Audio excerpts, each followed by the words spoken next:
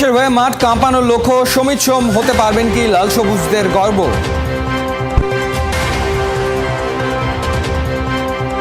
Tapu Barman Asian cup বাছাইয়ে বাকি সব match জিততে চান, গোটা দল এক হয়ে খেললে হাসবে সবার প্রাণ। মেয়েকে দেয়া কথা রাখলেন লুইস এনরিকে, পিএসজি কে চ্যাম্পিয়ন্স লিগ জিতিয়ে মাতলেন উৎসবে। বাংলাদেশ ঘরের পিচ না বদলালে সাফল্য আসবে কালে বদ্রে, সালমান বাটের মতে দেশে বিদেশে পড়তে হবে বিপদে। হামজা চৌধুরীর পর বাংলাদেশের পতাকার নিচে সমিত সোম লাল সবুজ জার্সি গায়ে খেলতে হৃদয়ে দোলা দেওয়ার মতো কাজটা করেছেন হামজা, আর তাকে দেখে সমিত সোম স্বপ্ন দেখছেন দেশের হয়ে মাঠ কাঁপানোর। তবে শুধু ফুটবলই নয়, সমিত চোখ রাখেন ক্রিকেটেও। সাকিব মুস্তাফিজদের মতো হয়ে উঠতে চান দেশের গর্ব। ৭১-এর খেলাযোগকে দেয়া সমিতের একান্ত সাক্ষাৎকারের আজ থাকছে তৃতীয় পর্ব। হামজা চৌধুরী আপনার অনুপ্রেরণার বড় একটা নাম বাংলাদেশে আসার ক্ষেত্রে।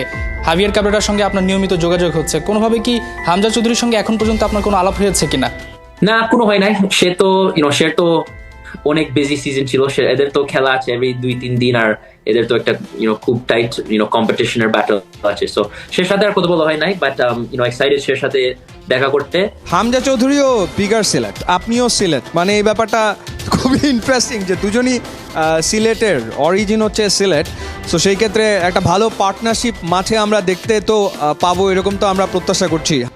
সে তো খুব বড় খেলোয়াড়, সে তো খুব হাই লেভেলে খেলে। সো আমার জন্য আমি যেভাবে হেল্প করতে পারি শেরকে, আর সে আমরা কিভাবে কমপ্লিমেন্ট করতে পারি যে টিমটা যদি সাকসেস করতে পারে। সো এটা খুব এক্সাইটিং অপরচুনিটি আমার জন্য, শের থেকেও শিখতে। সে কিরকম শের যে এক্সপিরিয়েন্স আছে শের থেকে শিখতে এগুলা। সমিত, আপনার কাছ থেকে যদি এবার একটুখানি শুনি, মানে ফুটবলে আসাটা কেন, কি কারণে, কার অনুপ্রেরণাতে ফুটবলে ক্যারিয়ার গড়ার সিদ্ধান্ত নিয়েছিলেন? জানি না, আমি আসলে ইয়াং বয়স থেকে খেলছি এমনি আনন্দের জন্য। তারপরে ভাবছি স্কলারশিপের জন্য খেলবো, তারপরে স্কলারশিপের থেকে প্রফেশনাল হয়ে গেছি, আর তারপর এখন এখানে আছি, তাই না? বাট আমি তো টিভিতে সবসময় দেখতাম, আমার 2-3টা খেলোয়াড় আছে যে ভালোবাসি। সেস ফ্যাব্রিগাসকে অনেক ভালোবাসতাম, টনি ক্রোস, লুকা মডরিচ, এরকম। ফুটবলার যদি আপনি না হতেন, এর বাইরে কি অন্য কোনো খেলার দিকে ঝুঁকতেন কিনা? আর কোনো স্পোর্টসে যদি ঢুকতাম জানি না। আমি ট্র্যাক এন্ড ফিল্ড করতাম একটু, আমি কখন ইয়াং বয়সে ছিলাম, সব স্পোর্টস একটু খেলতাম। বাট যদি অ্যাথলিট হইতাম সকার ছাড়া মনে হয় না, আমি বোধহয় জাস্ট এমনি রেগুলার একটা জব দিয়ে করতাম মনে হয়। এশিয়ান কাপ বাছাইয়ে বাকি সবগুলো ম্যাচ জিততে চান তপু বর্মন। হামজা, সমিত, ফাহমিদুলদের নিয়ে একসাথে লড়তে চান মাঠে। দলের সবাইকে সংযুক্ত রাখেন বাংলার এই ডিফেন্ডার, গড়েন এক অটুট বন্ধন, তিনি বোঝান একতাই বল। গোটা টিমটা এক হয়ে খেলতে পারলেই হাসে ফুটবল। বাংলাদেশ সিঙ্গাপুর ম্যাচ নিয়ে ফুটবলারদের ধারাবাহিক রিপোর্টের পঞ্চম পর্বে তপু বর্মনের ভাবনার কথা শুনেছে। তপু বর্মন নামটাই যথেষ্ট, তাকে সবাই চেনে একজন লড়াকু ফুটবলার হিসেবে। তিনি কি শুধুই ডিফেন্ডার, নাকি তার থেকেও বেশি কিছু? তার রয়েছে গোল ক্ষুধা, জাতীয় দলের হয়ে করেছেন 6টা গোল। তপু বর্মনের কাছ থেকে জানবো প্রবাসী ফুটবলারদের দেশে আসা এবং আগামী ম্যাচগুলো জাতীয় দলের হয়ে কি প্রত্যাশা। লিগে ক্লাবের হয়ে নাকি জাতীয় দলের হয়ে, কোনটাই বেশি চাপ ফিল করেন? দুই ধরনের প্রেশার। ন্যাশনাল টিম একটু আগায় রাখবো আমি প্রেশারটা, ক্লাবের একটু নিচে থাকবে আর কি। বাংলাদেশ ফুটবল ফেডারেশন আরও বেশ কয়েকজন প্রবাসী ফুটবলারকে ট্রায়ালের জন্য ডাকছেন, এটা আসলে কি মনে হচ্ছে? না, এটা খুবই ইতিবাচক এবং পজিটিভ একটা ব্যাপার, কারণ হামজা যখন আমাদের ন্যাশনাল টিমে জয়েন করে, তো এই জিনিসটা মানে এরকম একটা পজিটিভ হাইপ তৈরি হয়েছে বাংলাদেশে, এবং এটা আমরা কিন্তু রিয়েলিটি দেখেছি। তো আমাদের কেমিস্ট্রিটা খুবই ভালো ছিল এবং আশা করি ইন ফিউচার আরও ভালো হবে।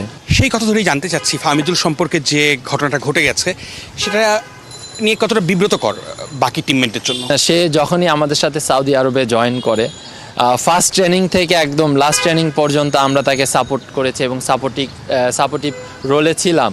আমাদের দেশে এরকম টাইপের প্লেয়ার প্রয়োজন এবং দরকার, আমরা যদি ইন ফিউচারে ভালো রেজাল্ট করতে চাই। ঘরের পিচ না বদলালে সাফল্য আসবে কালে ভদ্রে, দেশে বিদেশে পড়তে হবে বিপদে। টাইগারদের সাম্প্রতিক ব্যর্থতা দেখে এমন মন্তব্য করেছেন সালমান বাট। তার মতে নিয়মিত লো টার্নিং উইকেটে খেলায় ও প্র্যাকটিস করায় ব্যাটিংয়ে ঘাটতি থেকে যাচ্ছে লিটনদের। পাকিস্তানের সাবেক এই অধিনায়ক মনে করেন সিনিয়র ক্রিকেটারদের বিদায়ে এখনো গুছিয়ে উঠতে পারেনি টিম বাংলাদেশ। লাহোর থেকে seen a lot of their senior players retire and a lot of new faces in the team, less experienced, so it will take time. আমাদের গেছে যেদিন একেবারেই কি গেছে, কিছুই কি নেই বাকি। রবীন্দ্রনাথের কথাটা খুব করে মিলা যায় বাংলাদেশের ক্রিকেটের সঙ্গে। পঞ্চপাণ্ডবের সময়ে এসেছে দেশে বিদেশে সাফল্য। মাশরাফি, তামিম, সাকিব, মুশফিক, রিয়াদের বিদায়ে অবনমন কে ঠেকায়? সাদা বলে 2 ফরম্যাটের র্যাঙ্কিংয়ে 10-এ, টেস্টে এখন 9 নম্বরে। উত্তরণের উপায় বাতলে দিলেন পাকিস্তানের সাবেক অধিনায়ক Salman but. Spinning and low bouncing and uneven tracks. It is not good for their own cricket. Okay, it's okay to win a series against one visitor or 2 visiting sides, but then when you leave Bangladesh, you don't find that sort of condition anywhere in the world.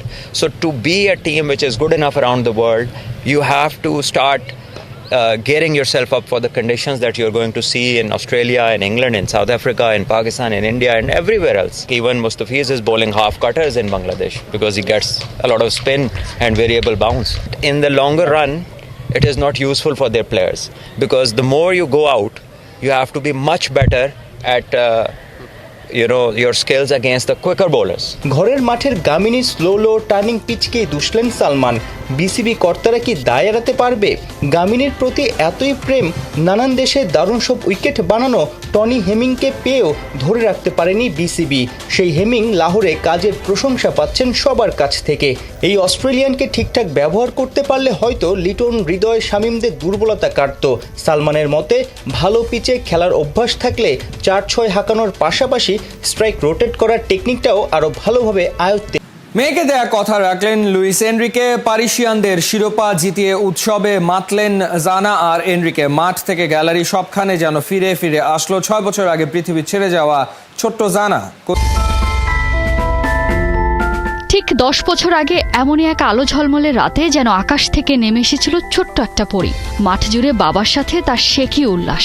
গলায় চ্যাম্পিয়নের medal পরে কাতালানদের পতাকা মাটিতে গেঁথে দিয়ে জানা বলেছিল we are champ. Barca নয়, যেন এই শিশুটি জিতে নিয়েছে চ্যাম্পিয়ন্স লিগ শিরোপা। পৃথিবীর মোহ মায়া কাটিয়ে জানা আজ ডানা মেলে উঠছে ওই 7 আসমানে। বার্লিনের সেই রাত যেন এক করেছে মিউনিখের এই রাতকে। জানা ফিরল স্মৃতিতে ভর করে, ভালোবাসার রথে চড়ে। 2019 সালে বোন ক্যান্সারে আক্রান্ত হয়ে মাত্র 9 বছর বয়সে অসীমের পথে যাত্রা করেছিল লুইস এনরিকের কন্যা জানা। একদিকে কন্যা শোক, অন্যদিকে এনরিকের কাঁধে প্যারিজিয়ানদের বহুকালের অভিশাপ কাটানোর গুরু দায়িত্ব। সাথে ট্রেবল জয়ের হাতছানিটাও ছিল। ফাইনালের আগে লুইস এনরিকে জানিয়েছিলেন মিউনিখে ঘটবে 2015 সালের সেই ঘটনা। ফাইনাল জিতবেন এনরিকে, পার্টি করবে তার আদরের কন্যা জানা। ইন্টার মিলানকে কাঁদিয়ে পিএসজি ফেরালো সেই হারিয়ে যাওয়া জানাকে।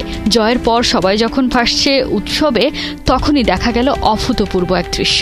এনরিকের হাতে বিশেষ এক টি শার্ট, যেখানে আঁকা ছিল বাবা মেয়ের 2টি কার্টুন চিত্র। পিএসজির পতাকা হাতে মাঠে গেড়ে দিচ্ছে তারা। গ্যালারিতেও ছিল বিশাল ব্যানার, যেখানে একই ছবিতে ছিল কোচ আর তার আদরের জানা। চ্যাম্পিয়ন হয়ে এনরিকে মাতলেন মেয়ের সাথে সেই উৎসবে। বাংলাদেশি বংশোদ্ভূত প্রবাসী ফুটবল খেলোয়াড়রা বাংলাদেশে এসে খেললে দেশের ফুটবলে আরও উন্নত হবে বললেন তপু।